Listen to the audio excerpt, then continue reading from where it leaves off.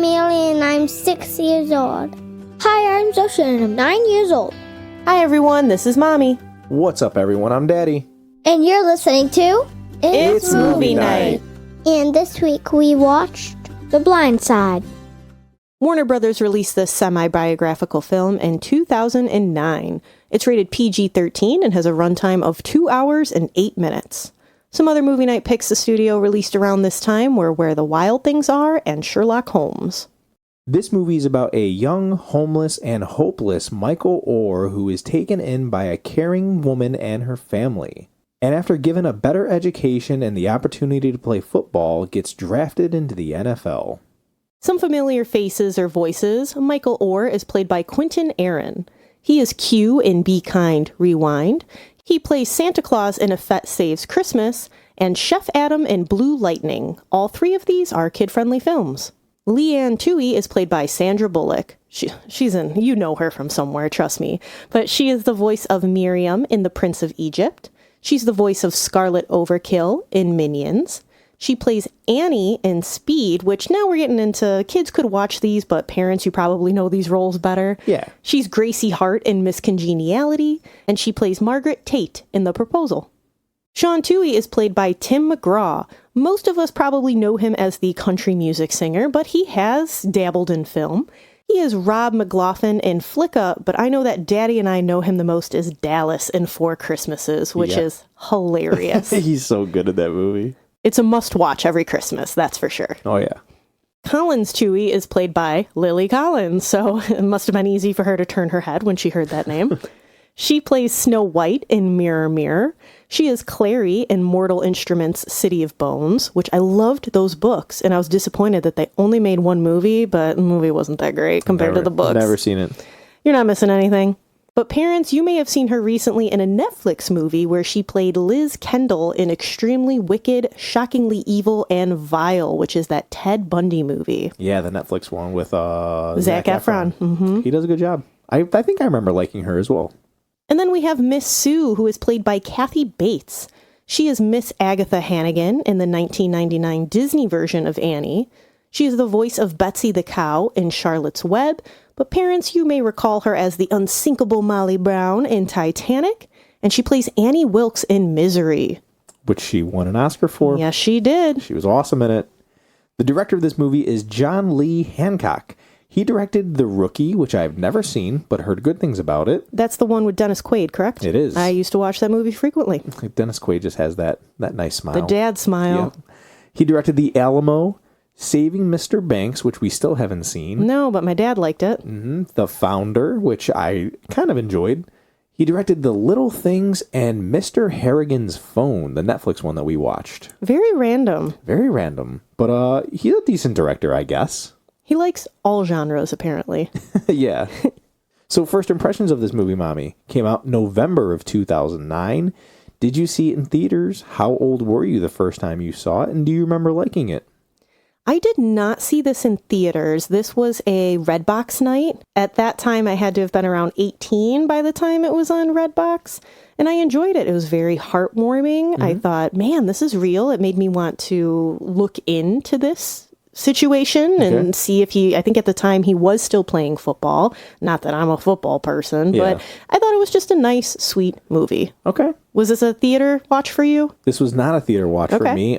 So this came out in November 2009, so I was 19. I don't think I saw this movie until I was maybe 21 or 22. Okay. And it was just something that I think it came on TV, or maybe at this point it was on Netflix. Not sure exactly. This is one of those movies that I have no idea. The first time? I know I watched it. I know I did like it, but I don't remember the first time I watched it. I know I had to have been about 21, though. And then for our girls. This is a first-time watch for the girls. We watched this with my parents at their house. Mm-hmm. Their first-time watch was with me, though. They were with the Redbox night. Okay. So a title drop. No, but so very close. And the left tackle's job is to protect the quarterback from what he can't see coming, to protect his blind side. Nope, sorry. There was two instances where we both kind of We looked at each other, but we were like, we're not going to stare at Zosha. Also, Zosha did. It was within the first like minute or two of the movie where they're explaining the blindside position in football. So they just say the word, and same thing. Zosha looked over at us like, but yeah, Nope. Close, but doesn't count. As for the cat cam, also a negative. There were no cats in the blindside. So this movie has 2 Oscars, Mommy. It was nominated for Best Picture. It did lose. Okay. It went up against Avatar, Yeah, it wasn't winning. James Cameron would not let that happen. District 9, Up, and Up in the Air. It lost to The Hurt Locker, though. I have not seen The Hurt Locker. But it lost to The Hurt Locker. And then the other nomination that it got, it won, and it was the actress in a leading role, which was Sandra Bullock. Yeah. She won Best Actress for this movie. Thought that was interesting. We're going to get a little bit more into that, but I wanted to get that off at the top here. Yes. Yeah, because I definitely have more to say to that, but we'll get there in a couple minutes. Yeah. Some favorite scenes. Daddy, you want to start us off? Yeah. It's really hard to not pick a scene with Michael because and it's kind of easy to not pick a scene with Michael too, because in reality, I don't think he was one of the strongest actors in this movie, just delivering lines. But I love Michael's very first football game. Mm-hmm. There's his dad in the crowd, and he's cheering on his son who's on the opposing team, and he's like, that's my boy, and he's making fun of Michael Oher, because he's like, who's this clown they got on the team? He says some very inappropriate racial things. Very, very much so. And so you're looking at this as like Michael is the biggest player on either of these teams. He's a big boy. He's gonna lay it down. Mm-hmm. Like, he's gonna put this kid in his place, but he doesn't. He's a gentle giant. Mm-hmm. But eventually he lays this kid out, and even at the very end, the very last tackle he does, he just pushes over this scrawnier kid and then holds his hand out to help him up. And it's just like, wow, what a great guy. That's sportsmanship. That is the conduct you need. Like, yes, we're versing against each other, but I'm also going to help you up. Yeah. I'm not looking to destroy you. And so that was one of my favorite scenes. Yes, I agree. That was very nice.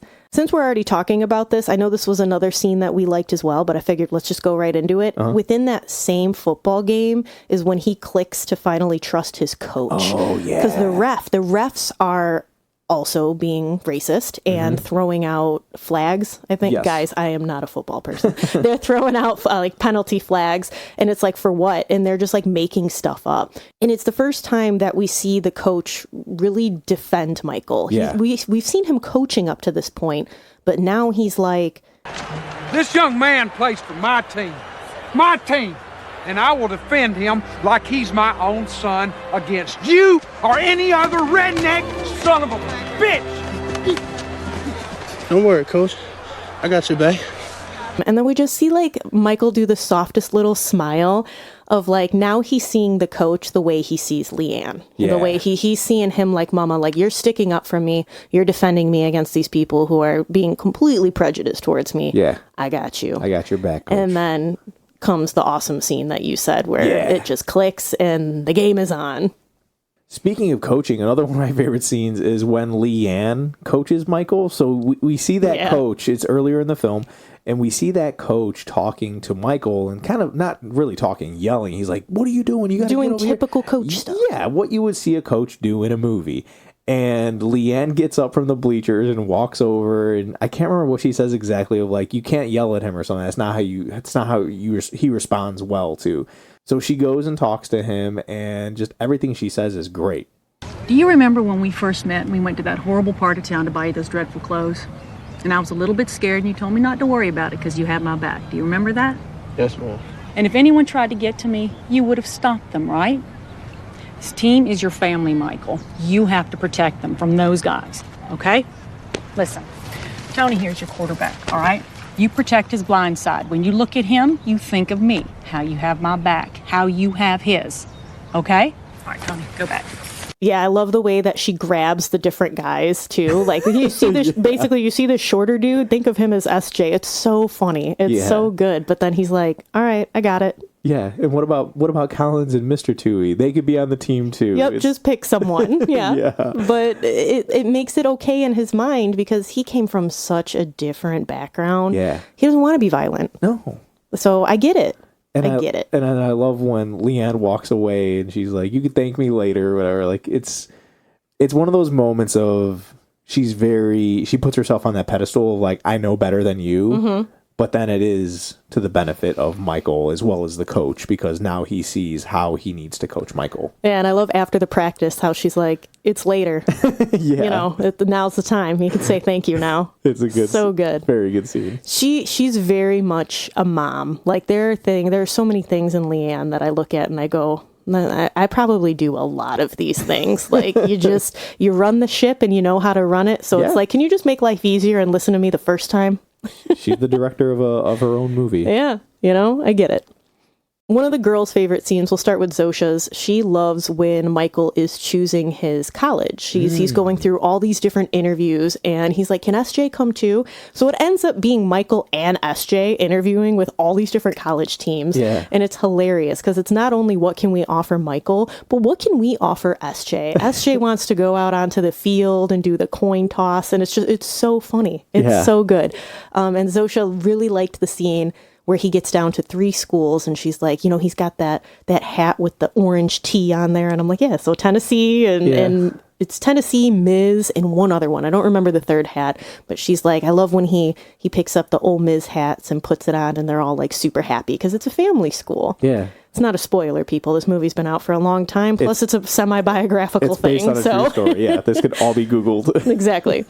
But she really liked that, and I agree. I thought it was fun, and it's exciting, especially if you're a teenager around that age, picking schools. Like, yeah. Hopefully it could be just as exciting for you. Yeah, whatever you're doing, even if your scholarship is for science, like mine was, it's still exciting to pick a school. Something that Amelia really liked, and I loved the way she explained this to me because she went back and drew it back to a scene earlier in the movie. But her favorite scene is when Michael is pushing the girls on the swings. And they say, Hi, Mike. Hi. Need a push? Yes. and she goes, I really like that because they ran away from him earlier in the movie when he first got to the school. Yeah. He walked up and said hi, and all these kids were like the girls grab hands and run, basically, like, stranger danger, you look like someone who does not belong here. It was just really cute. She's like, I like how they aren't afraid of him anymore. And I'm like, that's so sweet. And I love that you recognized that and remembered that they are now all friends. It is a very sweet scene because you see how another reason you see like how docile Michael is as a person. Yeah, and that's got to be so hard when you are stuck in this frame that is easily 3 of me. He's just a gentle giant. But yeah, you don't have that demeanor. You look scary, but you're not. Yeah. Speaking of being scary, this might show up into your parental guidance later, but I love the scene where Michael does go back to his old neighborhood. He goes into this apartment where this kind of, I would assume he's a gang member. Yeah. And he's talking to Michael. He's been aware of the situation Michael is in, and he calls Sandra Bullock Snowflake, and that's his new mama. Yes, and he's complimenting, but backhanded. Yes, backhand complimenting of. She fine too. Yeah, she fine. Ew. Hey, she got other kids. She got a daughter. You tapped that. He's like, oh, I'd like to be with her as well, and Michael's like, shut up. Shut up. Who in the hell is you telling to shut up? And just the fact that Michael stands up to this guy that everybody looks at of nobody should be doing that, and Michael does it, and then continues to fight the rest of the room. Mm-hmm. Awesome scene. Loved this scene. It's a very good scene. I'll talk about that more in parental guidance. Yeah. But yeah, that house party is basically what it is. And then, a fight breaks out. It's wonderful because he's quiet. He doesn't like to fight. But the moment that you mention people that he considers to be his family, you're going down. Yep. So the last scene I want to mention that I really loved, that I have to get through without crying because it's so hard not to, and it is the scene when Michael gets a bed. Mm-hmm. Leanne finally asks him, do you want to stay here? Because you sleeping on this couch is not going very well. You're flattening my couch, basically, And so she cleans out a spare bedroom and she gets him a bed, and she's explaining, all right, you got a desk here, you got this there, and she's showing him around, and he's just quiet. And he makes a comment of, I've never had one before. And she goes, oh, like your own room? It's mine. Yes, sir. What? Never had one before. What, a room to yourself? A bed. And then it's just quiet. Yeah. And this is where, from here, we're going to roll into positives with this scene because Sandra Bullock's acting right here is amazing. For a woman not speaking, you see it in her eyes, her cheekbones, her mouth, everything, where she's like, like, okay. And then she's like, well, I'll leave you to it, basically. And walks down the hall into her room and closes the door and just sits because you could tell, like, she's about to cry because she's like, she knew it was bad for him, but she didn't think probably it was this bad. To think of at this point, 17-year-old boy never having a bed. Yeah, it's when you very sad. are, like, let alone just being a person, but being a mom on top of that, trying to picture your own kid going that long in life without a bed, a fundamental, simple thing as something to sleep on. Broke me. It broke me. It does. She does a fantastic job. And like you said, this is a positive. This is just some very stellar performances in this movie. She does a great job. Regardless of a lot of people, of something that we will get to in a negative, she does fantastic. Everything that she delivers, whether it, like I had said, she puts herself on that pedestal, she does a great job at it. She knows the room. She knows these people she's with, like, especially when she's talking to those other women at the dinner table, Their or lunch table. Yeah. They say, oh, you're making him better. And she responds with, no, he's bettering my life. And it's just so sad. I think what you're doing is so great. To open up your home to him, and honey, you're changing that boy's life. No. He's changing mine. It is. And the way that she defends him, and it's so, just her deliveries are so good. Like the comment, they're like, well, don't you worry about him being around Collins? And that's the how dare you scene of basically like, how dare you insinuate that something like that would, like, that's how they're feeling. Like, that's his intent, like at this point, those are his siblings. That is his sister, and SJ is his brother. And, powerful. I love I think a scene or two after that too. She goes to Collins and asks, like, "Are you okay with it?" Like to make reinforce, sure that, to make sure that her daughter is safe with that. Like, if this is if this is a concern that other people are having, maybe I should bring it up to my family as well to be like, is that okay? Yeah. Which bringing up to the family brings me to Tim McGraw's character. He does a pretty good job too. I'm shocked. Oh, he does awesome. I was like, what? This country music dude? He's a actor, like a decent actor too. Like, there's a lot of things that he does in this movie. Like when Leanne brings Michael into the Christmas card, he rolls his eyes for a moment of why, he's not part of the family. And no, I don't think it's that when he rolls his eyes. I think he rolls his eyes when she's like, it's okay. It's not like it's going on our Christmas card. Okay. And then he rolls his eyes because he's like, oh, I know better. It is. And sure enough, Michael gets sent out on their Christmas card. That's funny too when the family member calls about. It's inappropriate, but it's funny. But he's just like, listen, I've had about 5 cold ones. Of course you have. So I'm just going to go ahead and ask. Did y'all know there's a colored boy in your Christmas card? And they all laugh about it. They're like, of course, it's uncle or whatever. And the whole family's like, here comes our racist uncle, basically, calling us. Another funny scene. But yeah, Tim McGraw does an awesome job in this movie. I love the line he delivers when Leanne first approaches Michael and basically says, get in the car. And he's like, oh, I've seen that look many times. And SJ's like, what? And he goes, she's about to get her way.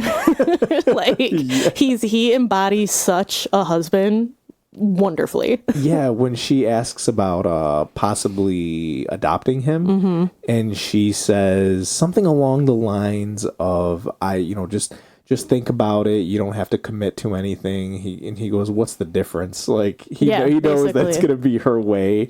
And like you had said, it is a husband thing for sure. I don't like that it shows that there is no inclusion of him and what his opinion matters, because I think that's kind of wrong.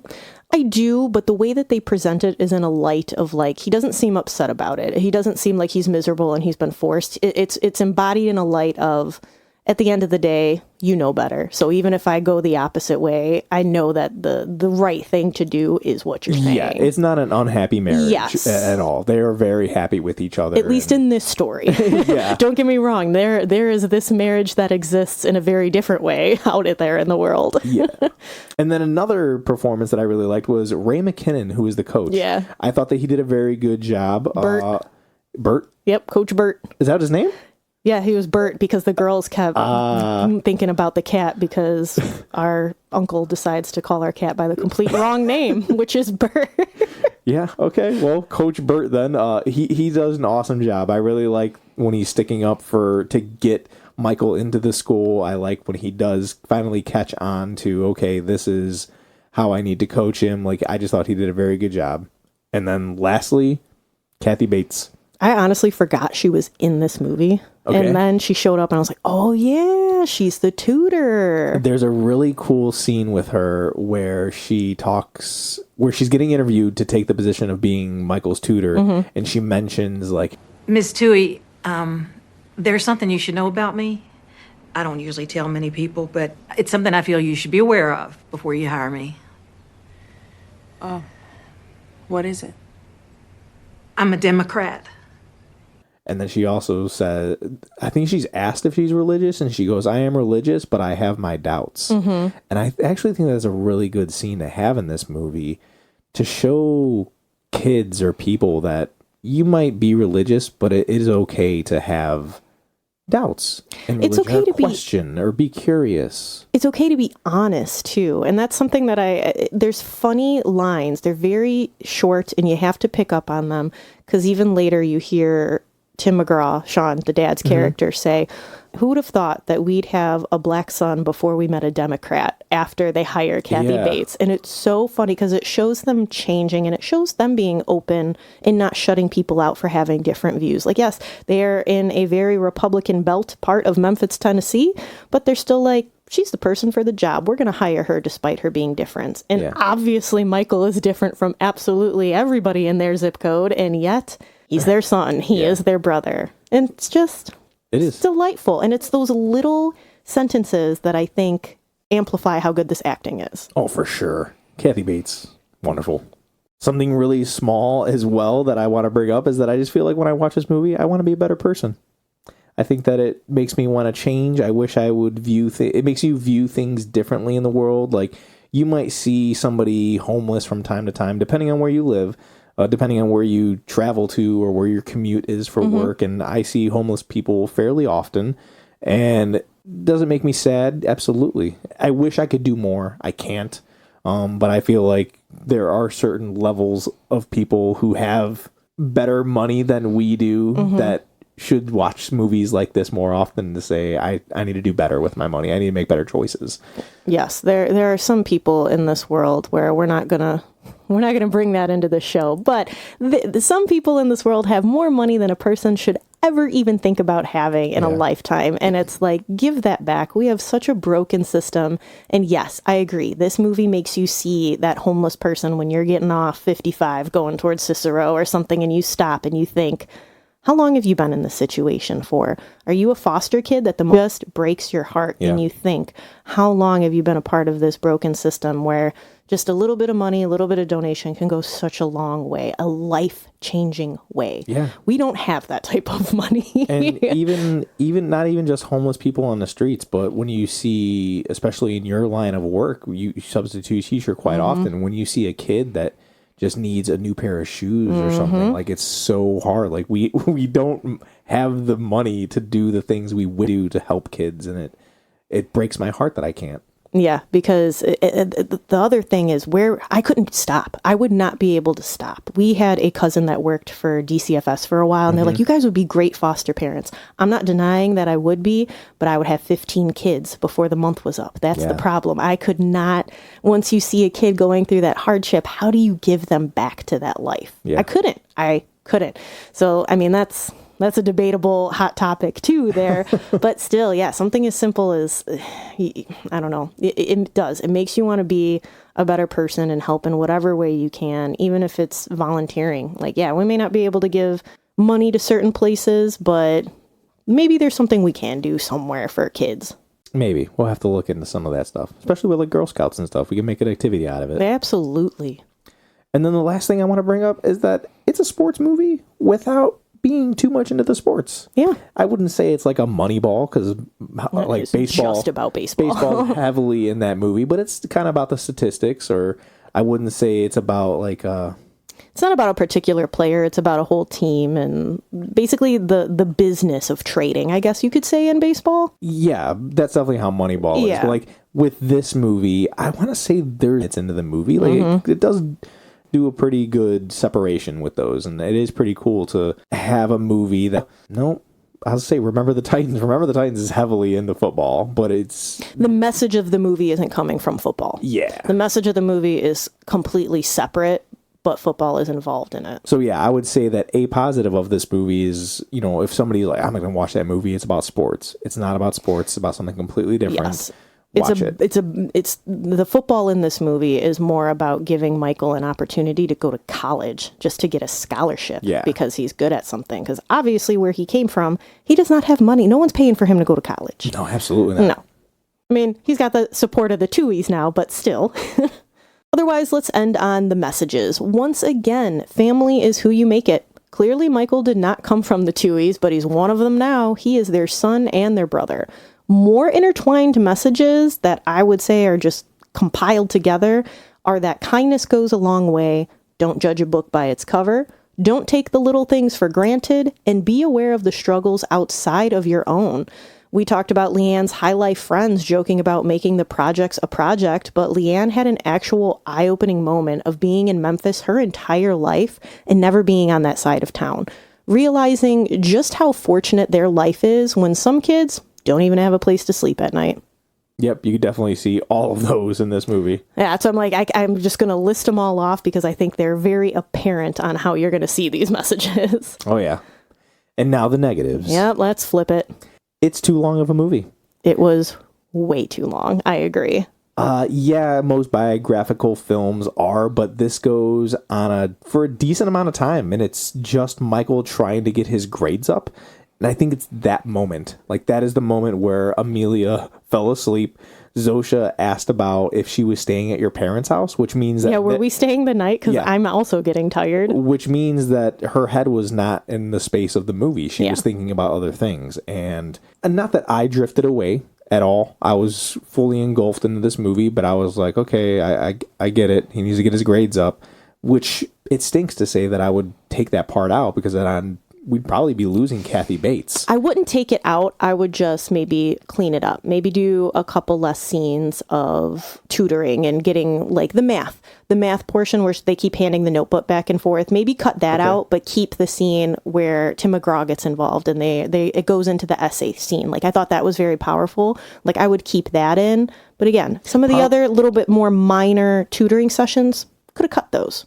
Yeah, I can see that. Because I do like the scenes where all the teachers are starting to ramble together or get together and say, oh, okay, yeah, he is getting this. Let's get his, especially when the English teacher, or I don't know what he teaches. The original, that one, yes. That was more a literature teacher. Yeah, when he finally gets it of like, okay, I can't just, not that he was ever rude to Michael. No. But he was like, I'm not going to give a student a grade that they don't deserve. Like, he wasn't going to be overly lenient. Yes. So when he finally gets it and gives a better grade to Michael, like, it's a good scene. I really like it. So, and in that scene, I don't think he is bending. I think he actually read Michael's essay and was like, wow, is this the best writing I've ever seen?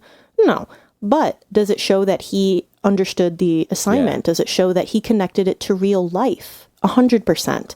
And in that moment, I think he did give him a grade that he deserved. That, again, maybe the style and the grammar wasn't up to par, but he understood the assignment. And that, at the end of the day, is what's more important. But I do think that was the moment that I was like, okay, this would be boring for a younger age. Yes, a kid, for sure, is like, all right. Hence why Amelia's head was just plastered to the couch, passed out. Another negative is that this focuses way too much on the Tuohy family and not enough on Michael. There's a great scene of him hugging his brother, who we learn is his brother, who was a waiter, and then we never see him again. There's also a scene where they're first getting into this school, and this guy, Big Tony, is like, oh, that's my boy, and that's Big Mike. Well, look, what if somebody drops out or moves? Could they get in then? You only mentioned one son. That's right, Stephen. But there's another boy. Another boy? Yeah. Big Mike. And they both get admitted, but we never see this other kid ever again. Yes, I was like, what happened to Stephen? Like, we see Stephen and his dad at the very beginning, and then that's it. They are gone after, like, we overhear a conversation between Big Tony and his wife, basically like, hey, this isn't our charity project. Michael's got to go. Yeah. So he gets booted out, and then after that, we never see these characters again. Yeah, which is weird because Stephen's supposed to be at that school with him. Yeah, and especially because they talk about how Michael doesn't have any friends, and I'm like, he was just playing basketball with his buddy Steven. What are you talking about? They were best friends. They were hanging out and making jokes and everything. And now Steven's just gone? This could have been somebody that came over to the house with the Tuohys. And if they want to know a little bit more about Michael, they could have learned about Michael through this kid, through this friend who he's had for X amount of days or years.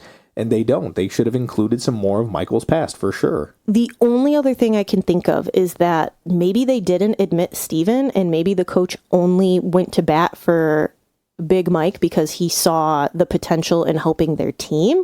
I'm not sure, because when we do get to that scene with Coach Burt, he doesn't say anything about Steven. Steven was a basketball player, though. They do say it because they said, Stephen Hamilton's paperwork looks acceptable to me, and I believe he'll do fine. But this other kid, Big Mike, Michael Oher, gives us no reason to believe that, based on his records, that he would be successful here. Well, how bad could it be? We're not exactly sure how old he is due to his lack of records. He has a measured IQ of 80, which is 6th percentile. His grade point average begins with 0.6. So yeah, I don't know why they didn't include more of Michael's background. yeah, I agree that it glorifies Leanne's kindness as well over Michael's triumphs. And in a movie where we are trying to point out these inequalities and terrible things that happen based on where you're born and stuff like that, how do I put this in a in a good term? But it's like it almost whitewashes this movie in a way of, hey, let's focus on the wonderful things that this white family did versus the opportunity that Michael was given. And it's not fair. It's not. Like you said, I want to see more about Michael. I want to see, like, does he ever go back and find his brother? He has a bunch of siblings, actually, that we find out when Leanne starts investigating his file through the state. So it's like, does he ever find anyone? Yeah. What happens with that? Like, cool. I'm glad that he got to go to school. I'm glad he got a career. I'm glad that everything turned out well for him. But I feel like we don't really know anything about him, if that makes sense. No, it absolutely makes sense. I think that's something that we didn't do any research on, though, is that I'm not sure who wrote this book. I'm not sure whose perspective it was, if their intent was to make the book about the Tuohys that this movie is based off of, because it is The Blind Side something, I can't remember the name of the title of it. It was not a member of the Tuohy family who wrote this book. It was a guy who was writing basically about Michael's story on how he came to be and entered the NFL and all that stuff. So it was not a biography that one of these people wrote themselves. Okay, so I mean, if it's supposed to be about Michael Oher, then they kind of did him dirty in this movie because they don't showcase more of him and they showcase too much of the Tuohy family. Yes. So to continue with that, I'll hit our last negative. Can't get it all. Yeah, and they're going to dramatize it. They're going to fluff it up because they want butts in the seats. You know, you want to have a good film. Sometimes real life can be boring. I mean, it's important, but it's, that's a fair assumption. But Michael Oher actually filed a lawsuit regarding the way that he was depicted. He said that this movie makes him look like he had no idea what football was until the Tuohy family. I definitely see that. Yeah, which he's like, I knew what football was, guys. Like, and they also severely downplay his intelligence. He's like, basically like, don't get me wrong, he wasn't a scholar, but in this movie, it's like, it makes it seem like he could barely talk, let alone, which I could see. Like, I thought he would work, and I was like, oh, okay, well. Yeah, I thought it was contradicting too, because they make it seem like he can't read or has good writing skills, but yet he writes this poem. Yeah. I don't know. It was very odd. So I could see where Michael's coming from, and that's not even I don't even know the guy, obviously. The family also never actually adopted him, and they said that was never their intent because he was old enough, which obviously this movie portrays it as that's definitely their intent, is to officially adopt him. Yeah. He was actually in a conservatorship until September 2023. Whoa. That's recently, which means that the Tuohys controlled his finances for almost 20 years because it started in 2004. So the family was obviously hurt by the allegations, saying that he's always been a son to them, but there's just some shady things revolving all of this. And apparently everyone in the family but Michael was receiving royalties from the movie and stuff like that. The book, I'm assuming. Yeah. And it's a hard spot, because would Michael be in the place that he is in life without that family? No. Without that kindness and without, being brought in by them, who knows where Michael would be today. However, the family shouldn't be exploiting him and their story for further financial gain either. I mean, obviously, we're not involved in this. We don't know the whole story. It's only what you can look up in the media. But I feel like there's just wrong on both sides as an outsider looking in. I can see that for sure. Yeah, both of us are depicting this wrong. But I mean, yeah, they both did get positives out of the whole situation. Mm-hmm. And what kind of negatives or positives come with parental guidance, Mommy? So language, I would say, is moderate. There is one N-bomb, which is way worse for us. We care more about this than F-bombs in our house, which there are none of those in this movie, at least. But just about every other word is used. It's not excessive, and I would say that all of the language is spread out pretty evenly throughout the movie. Yeah, I'd say so. Violence-wise, outside of the general game of football, you got tackling, concussions, etc., there is a car accident scene and a house party fight. And I think that both of these coincide with our scary category as well. In both of these scenes, you're worried about the health and safety of the main characters involved. We see blood during the car accident scene, but it's nothing gory. And then there is somewhat that encounter. It's a cool scene, yeah. And she's talking about being a member of the NRA and always packing as well, and referencing that she has something in her purse. Like, even that kind of gives you that nervous tension, that scary tension. Michael was here. Yeah, but you tell him I'll be sending him around. Oh, he gonna get his. Yeah, tell him to sleep with one eye open. You hear me, bitch? No, you hear me, bitch. You threaten my son. You threaten me. You so much as cross into downtown, you will be sorry. I'm in a prayer group with the DA. I'm a member of the NRA, and I'm always packing. I think it's supposed to in that scene for sure, because you're supposed to let them... the audience is supposed to be let known, like, hey, Leanne can take care of herself. But also, I would be scared to be in Leanne's position right now. I would be terrified. Not even like in a neighborhood standpoint, just being a woman versus that many men around you too. Sure. Like, just that. I didn't want that to come out in a racial way. No. Otherwise, grown-up stuff, there are drug references with Michael's mom being an addict and then a neighborhood group supplying drugs and alcohol. There's some sexual talk in terms of teenagers being in close quarters and the comfort level regarding that, which we talked about earlier with Collins and Michael. Mm-hmm. There's some kissing between the married couple, Leanne and Sean, but I don't think it's anything explicit. No. Outside of that, it is the concept of neglect and racial differences that may be hard for kids to understand. We are extremely fortunate enough that our children will never understand the neglect that Michael has had to endure on any level. Our girls will always be fed, clothed, loved, and taken care of. So I believe that this is a good teaching moment for parents to show that some kids don't have that life. Mm-hmm. Something as basic as your mom saying, hey, what would you like for lunch? Want me to make you a grilled cheese? Yeah. You have no idea how much some kids would love to hear that. And it's sad. It is. Don't take it for granted, and then try to show them the roots of racial disparity, which this refers to the unfair treatment and opportunities available to certain races regarding economic status, income, housing options, social treatment, and more. In simpler terms for kids, where and who you are born to can determine a huge chunk of your life and the opportunities that are available to you. Being born a Michael and being born a Collins, right off the bat, you are in two different parts of town, two different societies, two different social statuses. again, the school district that you're going to, something as simple as that. Like, I think that is very important to teach our children as to why we have the problems in the world that we do today that go back years, decades, centuries, based on just what part of town did you grow up in and how did you get to this country? Yeah. Scary. It is. Sad that it still exists today. Lastly, cry factor. Absolutely. I talked about the bed scene earlier. That got me. It is just heartbreaking. It also got me when Michael was getting kicked out of Stephen's house, you know, when he overhears that conversation and you could see him crying and basically trying to console himself sleeping on their family couch. It got me when he was walking in the cold rain without a jacket. And even, you know, Leanne makes the comment of, what is he doing? It's freezing out there. Yeah.